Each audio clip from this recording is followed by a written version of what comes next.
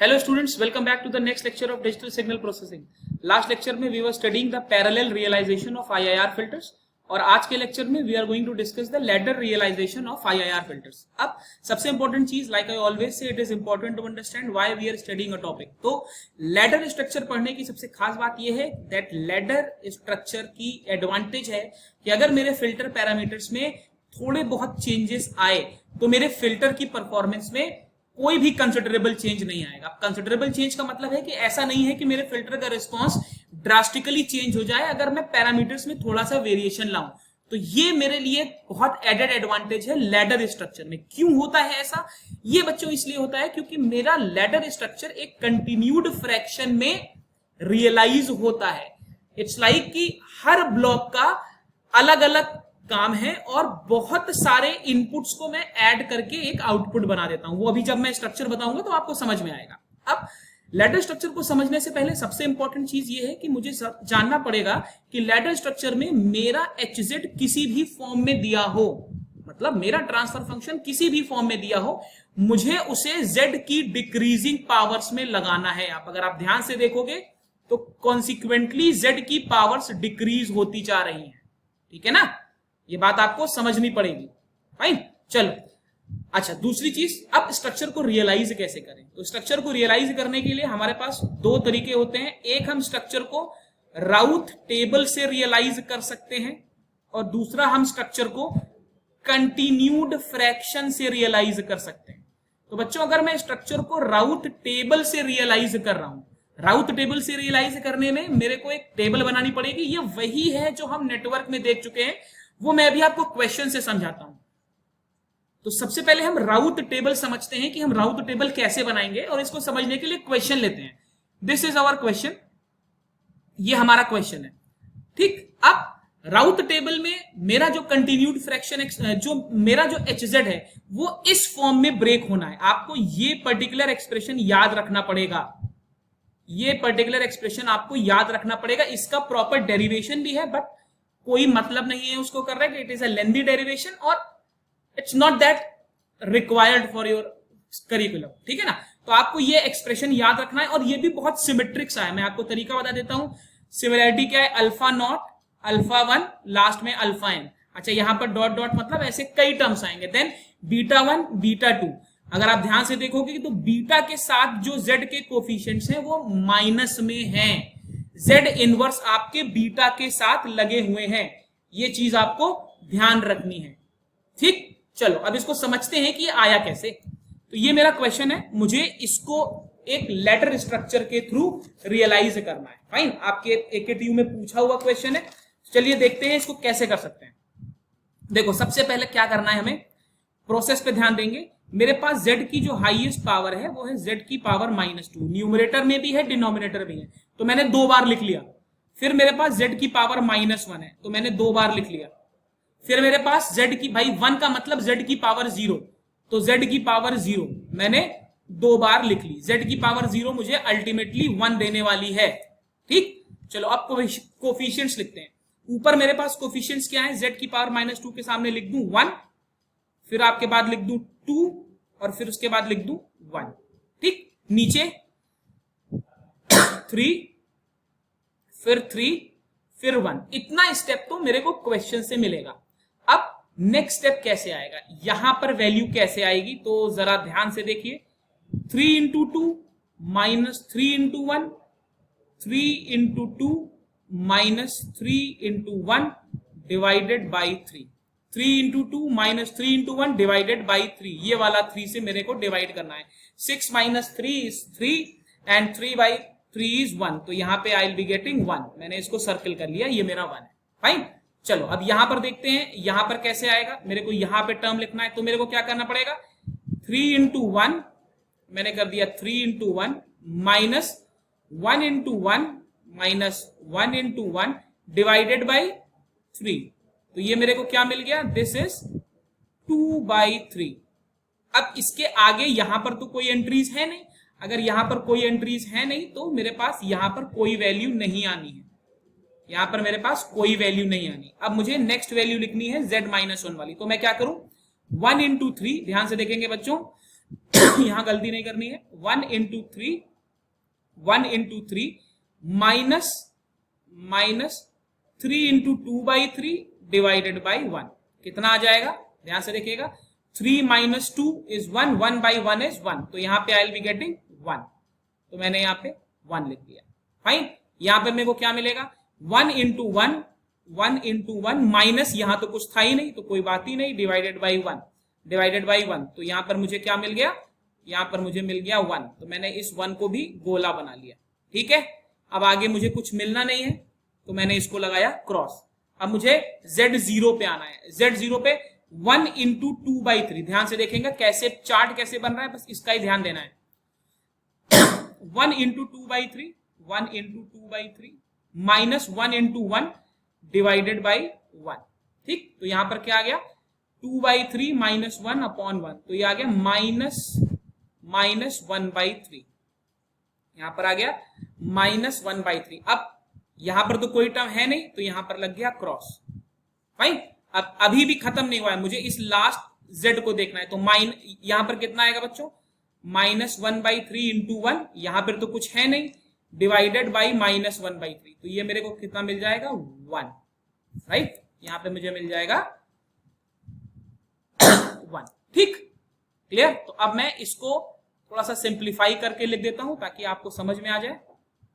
ये हो गया z minus 2, z minus 2, z minus 1, z minus 1, Z0 तो मेरा 1 होता है तो मैंने यहां 1 कर लिया, यहां 1, मेरे कोफिशिएंट्स कितने हैं, 1 2 1, ठीक है ना, 1 2 1 3 3 1, देन 1 2/3 एंड कुछ नहीं, एंड 1 1 आगे ब्लैंक, माइनस 1/3 आगे ब्लैंक, यहां पे 1 बाकी ब्लैंक।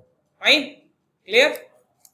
अब अगर आप मैच कराओ बच्चों अपने बेसिक एक्सप्रेशन से, तो आप ध्यान से देखिए, यहां पर जो मैंने टर्म्स लिखे थे ये थे मेरे an minus 1, a1 a0 decreasing powers हैं, ठीक, और यहां पर मेरे पास अल्फा नॉट है, तो सबसे अब ये स्टेप याद रखना है आपको, अल्फा नॉट आएगा an divided by bn, an divided by bn, ध्यान रखना है, मैं यहां पे लिख रहा हूं ताकि आपको ध्यान रहे, ठीक है ना, ये आपका अल्फा नॉट आएगा, b1 कितना आएगा भाई, बीटा वन आएगा आपका bn divided by cn minus 1, अभी समझाता हूं कि cn माइनस 1 क्या है, और लाइकवाइज आपका अल्फा 1 आ जाएगा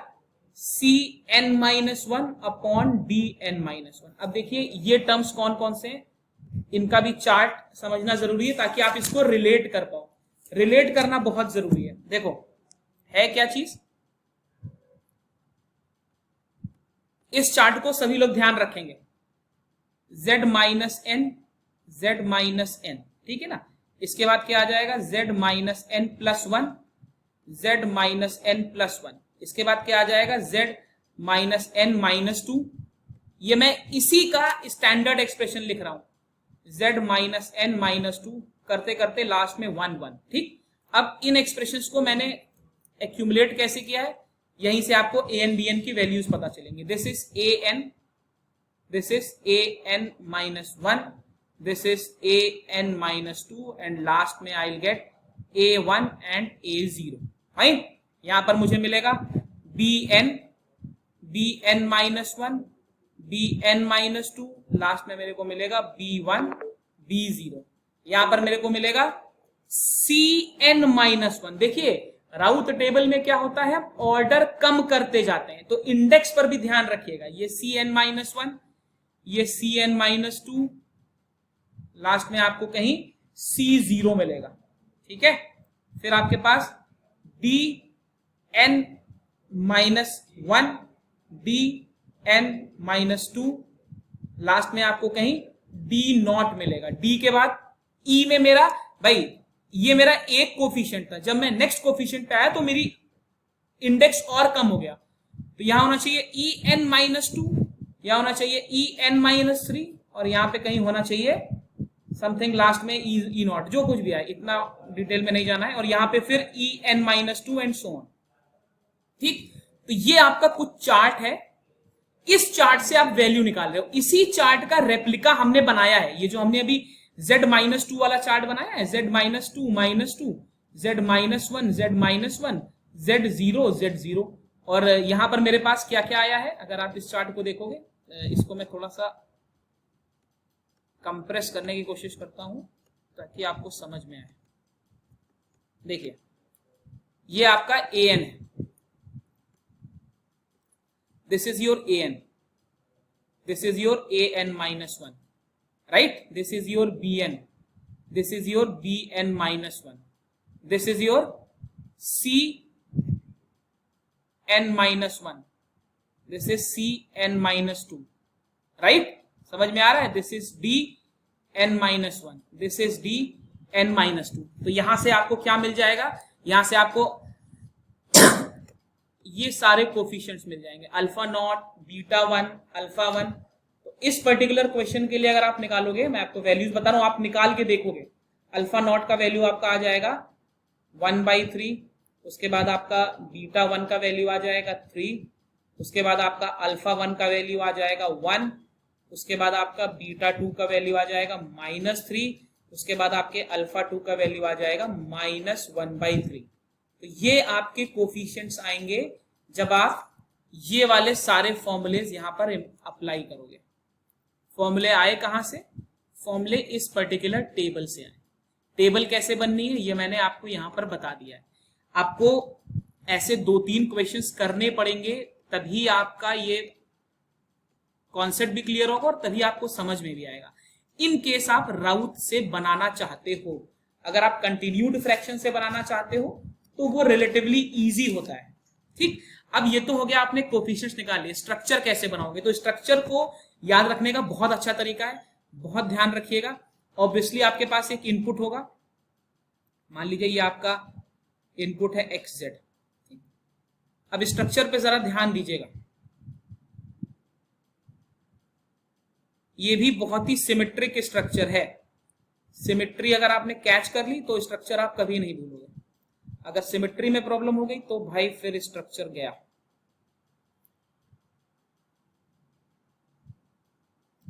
ये गया, इसके बाद फिर एक z-1 लगाया और मैंने एक समर यहां लगाया and so on,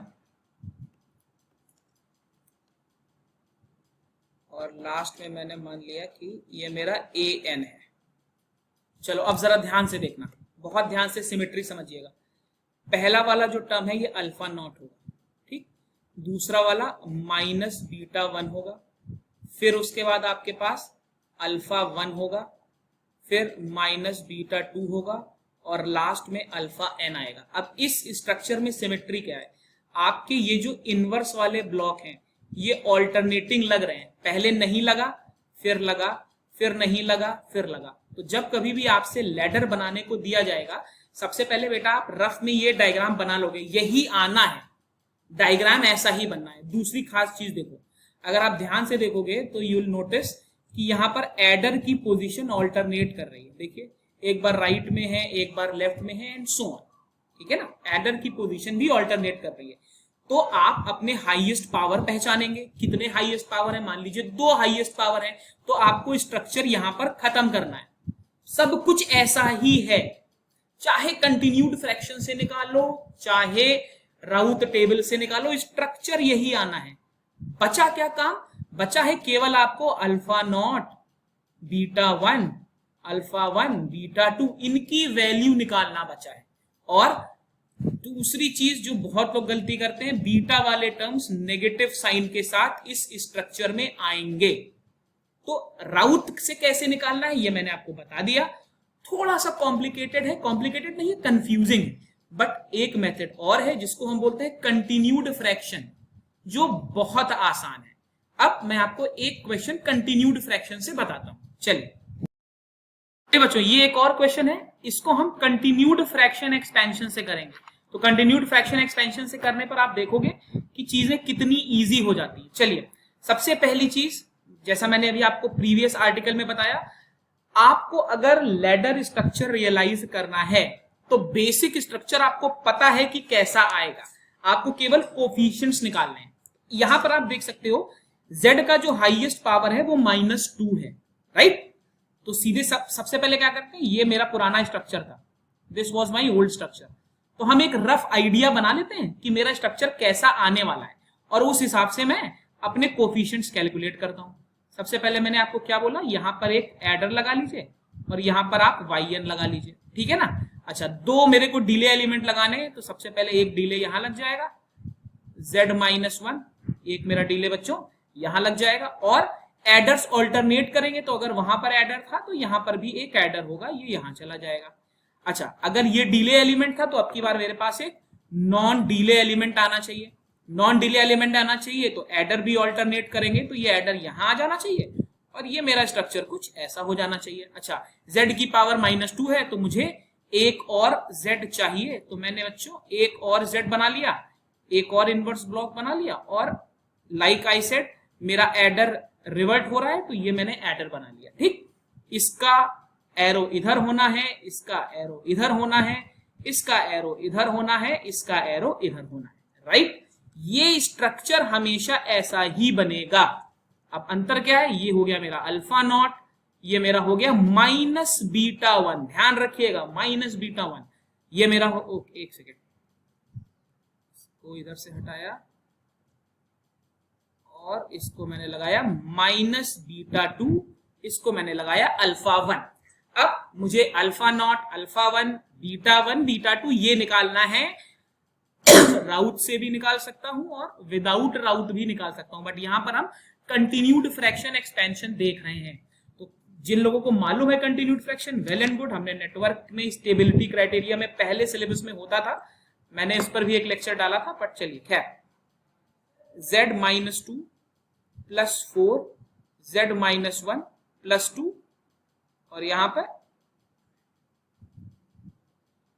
2z-2 + 2 z-1 + 1। तो सबसे पहले मुझे कितने बार ले जाना पड़ेगा, सबसे पहले मुझे 2 टाइम्स ले जाना पड़ेगा, तो ये हो जाएगा 2z-2 + 8 z-1 + 4।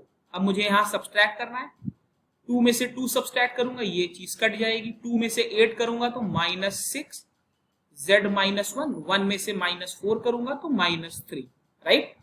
अब ये मैंने लगाया कंटिन्यूड फ्रैक्शन वाला पार्ट। अब यहां पर कितना टर्म आ जाएगा, ये वाला टर्म मेरा यहां पहुंच जाएगा, फाइन। जिनको नहीं मालूम वो एक क्वेश्चन में करके देख लेते हैं, आपको लॉजिक बिल्कुल क्लियर हो जाएगा, z-1 + 2, राइट। अब मुझे यहां पर ले जाना पड़ेगा -1/6 z-1, -1/6 z-1। अगर मैं इतने टाइम ले जाऊं इसको, या इनफैक्ट इसको मैं यहां लिखूं ताकि आपको प्रॉब्लम ना हो, प्लेसमेंट भी ध्यान रखिएगा, -1/6 z-1, इतने टाइम्स ले जा रहा हूं, तो मेरा कितना एक्सप्रेशन आ रहा है, यहां पर मेरा आ जाएगा this will be z-2 and +1/2 z-1। तो यहाँ पे z-2 कट जाएगा, 4 - 1/2, this will be 8 - 1/2, this will be 7/2। तो यहाँ मेरे को मिल जाएगा 7/2 z-1 एंड +2 मैंने एज इट इज कॉपी कर लिया। यहाँ पर मैंने अब किस टर्म को वापस लिख दिया, इस टर्म को मैं यहाँ पे वापस ले आया, यहाँ पे मैं ये टर्म ले आया, तो मैं यहाँ पर लिख दूंगा -6 z-1 -3, राइट।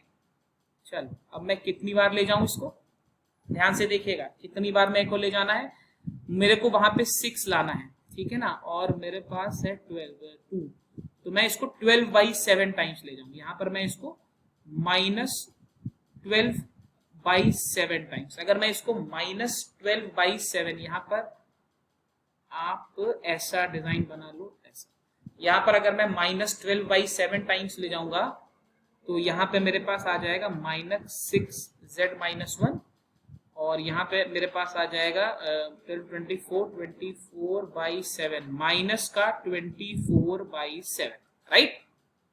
चलिए अब ये वाला टर्म मेरा कैंसिल हो जाएगा बच्चों, this term will get cancel और यहाँ पर बचेगा 7 3 21 माइनस का 21 एंड प्लस का 24, this will give me 3/7, this will give me 3/7 और 3/7 में अब मैं यहां से डिवाइड करूंगा, तो जब मैं यहां से डिवाइड करूंगा तो I will be getting 7/2z-1 + 2, right. तो ये मुझे ले जाना पड़ेगा 49/6 into z-1, right. This will be 7/2z-1 and ultimately this will also get cancelled and I will be getting 2, ठीक है। अब जरा ध्यान से देखिएगा कोफिशिएंट्स कौन कौन से आ रहे हैं बच्चों, 1 1 2 3 4 एंड लास्ट में मेरे पास क्या बच रहा है 5, ठीक। ये ध्यान रखिएगा, ये मेरा रिमाइंडर है। मुझे कब तक डिवाइड करना है, जब तक मुझे एक z से फ्री रिमाइंडर ना मिल जाए। अब अगर आप अपने स्ट्रक्चर को देखो, ये जो पहला टर्म है ये मेरा अल्फा नॉट है, ये जो दूसरा टर्म है ये मेरा बीटा 1 है, ये जो तीसरा टर्म है ये मेरा अल्फा 1 है, जो मेरा चौथा टर्म है ये मेरा बीटा 2 है। तो आप देख रहे हो जहां आपको एक बड़ी सी टेबल बनानी पड़ रही थी, वहां पर यहां पर कुछ भी नहीं बनाना, कोई टेबल नहीं बनानी, आपको सीधे सीधे टर्म्स मिल गए। तो अब जरा ध्यान से देखिएगा मैं रिप्लेस कैसे कर रहा हूं। स्ट्रक्चर रियलाइज गलत नहीं होना चाहिए। अल्फा नॉट की जगह मेरे को लिखना है 2, मैंने अल्फा नॉट की जगह 2 लिख दिया, माइनस बीटा 1, मुझे माइनस बीटा 1 लिखना है, ठीक है ना, ध्यान रखेंगे बच्चों। अच्छा, आपको अगर ध्यान हो तो बेसिक स्ट्रक्चर जो था, वापस से अगर आप यहां पर आएंगे, जो मैंने लेक्चर के स्टार्टिंग में आपको स्ट्रक्चर बताया था, बीटा 1 के साथ देखिए हमेशा z इनवर्स आ रहा है, बीटा वाले टर्म्स के साथ हमेशा z इनवर्स आ रहा है। आप अपने कंटिन्यूड फ्रैक्शन एक्सटेंशन को भी चेक कर लो, देखो बीटा वाले टर्म्स के साथ आपको z1 मिल रहा है, z इनवर्स मिल रहा है, तो यहां पूरा z इनवर्स मत लगा देना, z इनवर्स तो ऑलरेडी लगा हुआ है, आपको माइनस बीटा 1 लगाना है। बीटा 1 कितना है, -1/6, तो माइनस बीटा 1 कितना हो जाएगा बच्चों, 1/6, यहां पे मैं लिखूंगा 1/6। अल्फा 1 आपको क्लियरली दिख रहा है, मेरा होना चाहिए -12/7। बीटा 2 मेरा क्या होना चाहिए, बीटा 2 मेरा कहां चला गया, दिस इज बीटा 2, बीटा 2 मेरा यहां पे मेरा आना चाहिए -49/6, ठीक है ना। आप लॉजिक समझिएगा, कोई गलती नहीं होनी चाहिए, अगर आपने जरा सी भी गलती की तो पूरा क्वेश्चन गलत हो जाएगा। लास्ट में आपके पास क्या आता है, अच्छा इस स्ट्रक्चर में लास्ट टर्म हमेशा क्या आना चाहिए, ये भी ध्यान रखिएगा, आपका लास्ट टर्म हमेशा अल्फा एन, आपको तब तक करना है जब तक आपका अल्फा एन ना आ जाए। ये यहां कहीं आपका अल्फा एन आना चाहिए, जो इनिशियली स्किप हो गया था वो यहां पर आना चाहिए। अब क्वेश्चन ये है कि आप अल्फा एन कैसे लाओगे भाई। टेक्निकली अगर आप देखो तो अगर आप इस फ्रैक्शन को आगे कंटिन्यू करो तो आपको क्या बनाना पड़ेगा, यहां पर आप 3/7 लाओगे, तो 3/7 को कितनी वैल्यू से ले जाऊं भाई, अगर मैं इसको 3/14 से ले जाऊं तो जरा देखिए यहां पर 3/7 आ जाएगा। जब 3/7 आ गया तो फाइनली रिमाइंडर 0 आ गया। अब ये z से फ्री हो गया, आपको इसको z से फ्री करना, अब आगे कुछ भी नहीं हो सकता, ठीक है।